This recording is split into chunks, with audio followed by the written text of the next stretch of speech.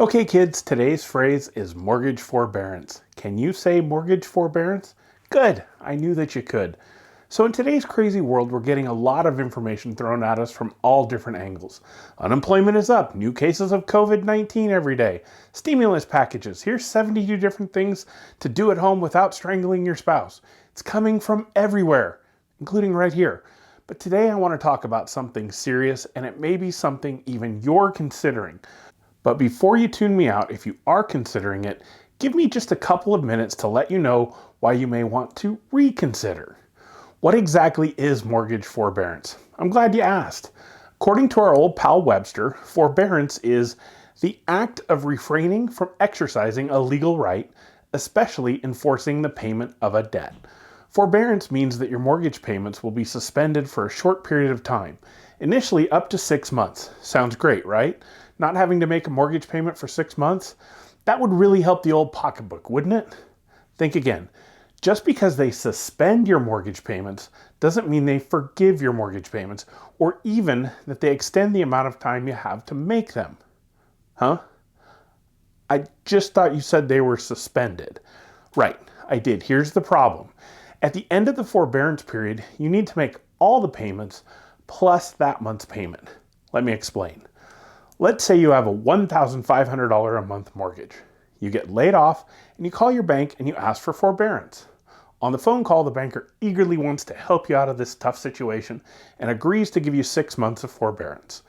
On month 7, you call your bank and say, "Good news, I'm back to work. I'm ready to start paying my mortgage again." They say, "Great, just send us a check for $10,500 and we'll be back to normal." Wait, what?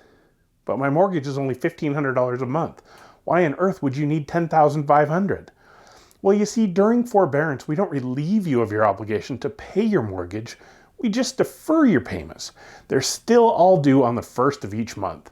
You are granted forbearance for 6 months. 6 times $1,500 is $9,000. Plus, we need this month's mortgage payment of $1,500, bringing the total to put you back on track to $10,500. You explain to them that the reason you asked for forbearance in the first place was that no money was coming in. And now that just because it's coming in now doesn't mean that all of a sudden you hit the lottery and now just have an extra 10 grand lying around. Can't we work something out? Of course, we can spread the $9,000 over 12 months, making your payment $2,250 a month for the next 12 months. Well, I can't afford that either. Can I refinance to get caught up?